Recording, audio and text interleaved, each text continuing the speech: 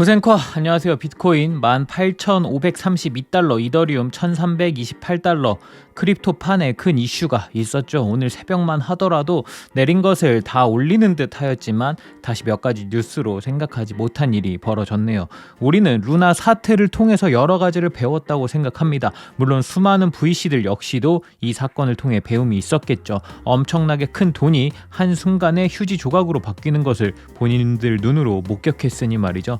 VC들은 대다수 아주 저렴한 가격에 토큰 코인을 매수합니다. 어떤 방법으로든 말이죠. 그리고 본인들이 생각하는 괜찮다고 생각하는 프로젝트라면 우리보다 더욱더 장투할 수 있는 힘이 생깁니다. 평단의 중요성에 의해서 말이죠. 바이낸스 랩스 역시 루나에 투자를 하였고 엑시트하지 않은 상황에서 그 리스크를 온전히 온몸으로 받았습니다. 마찬가지로 FTX 초창기에 투자한 자금을 회수하는 상황에서 FTT 토큰을 일부 받았고요. 다만 FTT 토큰을 매도하는 과정 속에서 투명하게 시장에 타격 없이 팔겠다라고 했지만 그 여파는 생각보다 컸습니다. 그리고 평소에 FTX 그리고 샘이 보여준 이미지도 크게 한몫했죠. 신규 토큰이 발행되면 FTX에서는 귀신같이 선물 마켓을 오픈하여 대량 숏을 친다든가 UST, USDT 같은 스테이블 코인의 선물 거래를 만들고 현재 미국에서 정치권으로 나가기 위하여 크립토 시장을 제도권에 들어가게 만드는 과정 속에서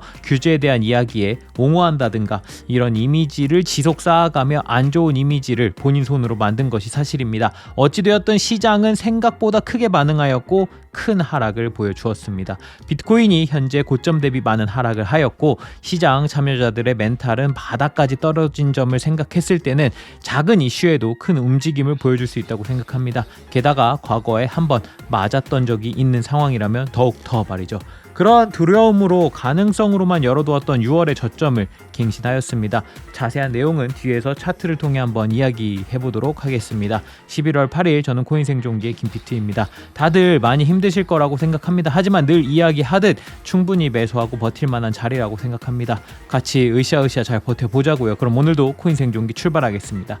가자! 구독, 좋아요, 알림 설정 부탁드립니다. 오늘도 소중한 시간 내주신 구독자, 시청자 여러분들 항상 감사하고 사랑합니다.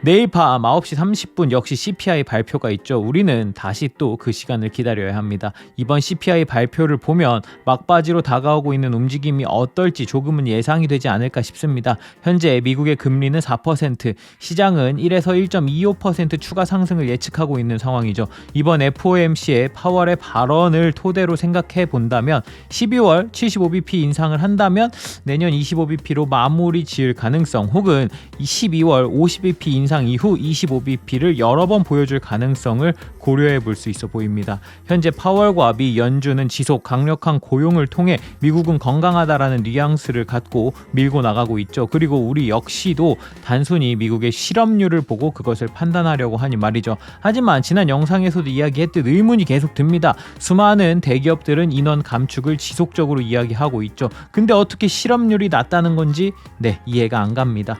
미국의 경제활동 참가율이라는 지표가 있습니다. 말 그대로 실제로 경제활동을 할 수 있는 사람들 중 얼마나 많은 사람들이 참여를 하고 있느냐, 이런 지표라고 보시면 됩니다. 차트만 보더라도 어느 정도 와닿는 부분이 있으리라 생각합니다. 생각보다 매우 낮죠. 한 번 더 생각을 해본다면 실업률은 낮을 수 있습니다. 다만 경제활동을 할 수 있는 인원들 중 실제로 일을 하고 있는 사람들이 굉장히 적다는 이야기죠. 단순히 미국뿐이 아니라고 생각합니다. 우리 주변만 둘러봐도 어떤가요? 코로나로 인하여 망가진 경제와 더불어 무분별한 양적 완화를 인하여 과도하게 성장해버린 자본시장에 의하여 노동소득이 무시되어버린 세상이라고 판단이 되어집니다. 실제로 제 주변에 경제활동에 참여하는 사람들도 많이 줄은 상황이고요. 바이든과 파월, 그리고 미국이 지속 강조하고 있는 지표들을 과연 신뢰할 수 있을까요? 라는 의구심이 들기 시작합니다. 그리고 미국은 현재 중간선거를 진행 중에 있죠. 이제 미국의 정치까지 생각해야 하나 싶지만 결국 경제와 정치는 이어질 수밖에 없을 테니 말이죠. 미국 민주당 측에서는 안 좋은 뉴스를 잘 포장하여 색다른 뉴스로 보여주며 정권을 유지하고 싶을 테니 말이죠. 그리고 그 판단은 미국에서 이루어지지 않을까 싶습니다. 중간 선거와 그리고 이어질 CPI 발표, 12월의 금리 인상, 미 연준이 앞으로 가져갈 그들의 방향성에 중요한 터닝 포인트가 될 만한 상황이라고 생각합니다. 정말 미국은 건강할까요? 먼 바다 건너에 사는 김비트가 미국을 의심하게 되는 상황까지 오게 되었네요. 그럼 오늘도 비트코인 차트를 한번 봐보도록 하겠습니다.